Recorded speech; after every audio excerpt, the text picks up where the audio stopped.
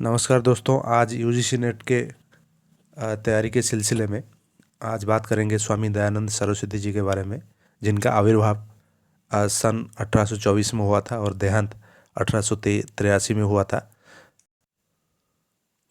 और इस टॉपिक में हम आगे उनका पूरा जीवन चर्या के बारे में बात करेंगे। तो चलिए बिना देर किए शुरू करते हैं। तो इनका जो नाम था वो नाम था मूल Shankar Tiwari.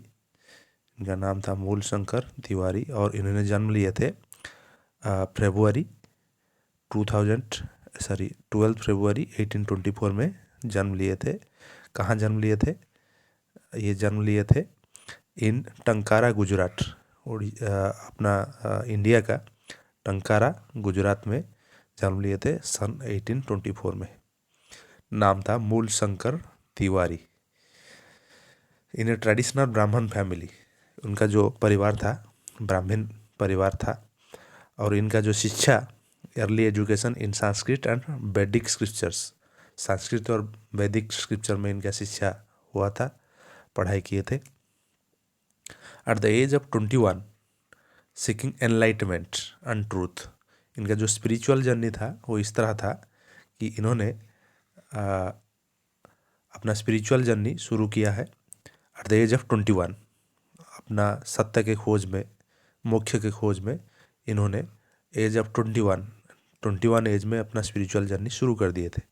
His Guru Swami Birjanand taught him Vedas and उपनिषदस। उनका जो गुरु थे स्वामी बिरजानंद, इन्होंने इनको वेदा और उपनिषद के बारे में सिखाया था।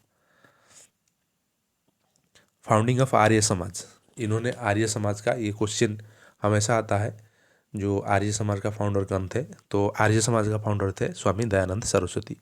और आर्य समाज को कब फाउंड किए थे इन्होंने? 1875 में, 1875 में आर्य समाज को ये फाउंड किए थे, तैयार किए थे। और it is A Hindu reform movement.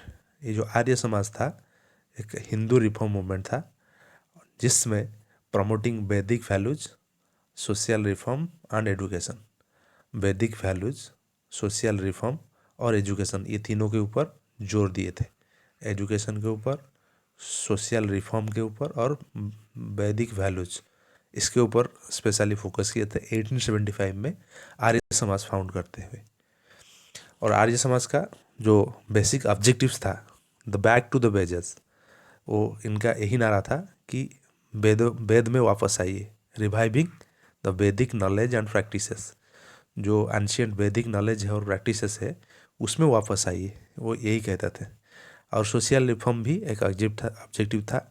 इसमें एबोलिशिंग कास्ट सिस्टम, समाज में जो कास्ट सिस्टम था तो उसको एबोलिश करना, प्रमोटिंग वुमेन्स राइट्स, महिलाओं का अधिकार की बात किए थे। एंड इरेडिकेटिंग सुपरस्टिशंस, अंधविश्वास को, सुपरस्टिशन को समाज से कैसे हटाया जाए, ये भी एक उद्देश्य था आर्य समाज का। और एजुकेशन के बारे में अगर बात करें तो एजुकेशन में establishing schools and promoting literacy, ये भी उनका फोकस था कि ज़्यादा से ज़्यादा संख्या में स्कूल को इस्टेब्लिश किया जाए और साथ ही साथ लिटरेसी को प्रमोट किया जाए, शिक्षा का प्रचार और प्रसार किया जाए, यही उनका उद्देश्य था। अब इनका जो दयानंद का जो टीचिंग था वो किसके ऊपर आधारित था, किस पे ज़्यादा जोर देते थे? टीचिंग एम्फासाइज किसके ऊपर था? पहला था इनका monotheism. Monotheism means worship of one God, Om. वो एक ही गॉड को विश्वास करते थे, तो एक ही गॉड को पूजा करने के लिए उनका उद्देश्य था, ओम के रूप में पूजा करने थे, ओम को उच्चारण करने के लिए ही फोकस किए थे। वैदिक अथॉरिटी, वैदिक अथॉरिटी, द वेदास आज the ultimate source of knowledge. वो वेद को ultimate knowledge, source of knowledge मानते थे। हमारा 4 वेद है, जैसे ऋग वेदा, साम वेदा, यजुर्वेदा एंड अथर्ववेदा, उसी को ही उन्होंने ज़्यादा एम्फसाइज किया था नॉलेज के रूप में। Then third, rejection of idol worship. Swami Dayanand Saraswati ji ने इडल वर्शिप को रिजेक्ट करते थे। इडल वर्शिप मीन्स मूर्ति पूजा करना। So spiritual growth over ritualist practice, जो रिचुअलिक रिचुअलिस्टिक प्रैक्टिसेस चल रहा था उसको ओवरकम करने के लिए, ओवरथ्रो करने के लिए कोशिश करते थे। और उन्होंने ज़्यादा एम्फासाइज किया कि मोनोथेइज्म के ऊपर, ईडल वर्शिप को उन्होंने नकारा था। नेक्स्ट, वुमेन्स एम्पावरमेंट, महिला सशक्तिकरण का बात किए थे। वुमेन एजुकेशन, वुमेन राइट और सोशल स्टेटस के ऊपर काम किए थे। नेक्स्ट, इन्फ्लुएंस एंड लीगेसी की बात करें तो उन्होंने आर्य समाज तैयार किए थे। Arya Samaj not only in India, it is a global organisation working in USA and other countries also. आज भी यूएसए और अदर कंट्रीज में इसका प्रभाव है। नेक्स्ट, दयानंद एंग्लो वैदिक स्कूल्स, जो डीएवी स्कूल्स आजकल चल रहा है वो इनका ही देन है।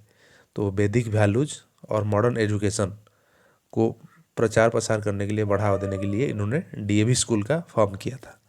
Next, influence on Indian nationalism, जो भारतीय जातीयता के बारे में इनका प्रभाव था। His ideas influenced leaders like Lala Lajpat Rai and Mahatma Gandhi. Mahatma Gandhi और लाला लाजपत राय इन्हीं का प्रभाव से प्रभावित हुए थे और आगे अपना जर्नी किए थे।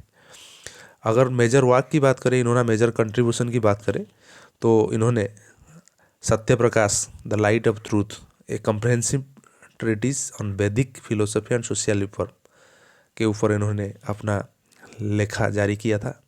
नेक्स्ट, ऋग्वेदी भाष्य भूमिका, इन्होंने और एक लेख लिखी थी, कमेंट्री ऑन ऋग्वेदा, ऋग्वेद के ऊपर ऋग्वेदी भाष्य भूमिका करके उन्होंने किताब लिखे थे। और एक लाइट ऑफ ट्रूथ या सत्य प्रकाश करके 2 किताब इन्होंने लिखा था।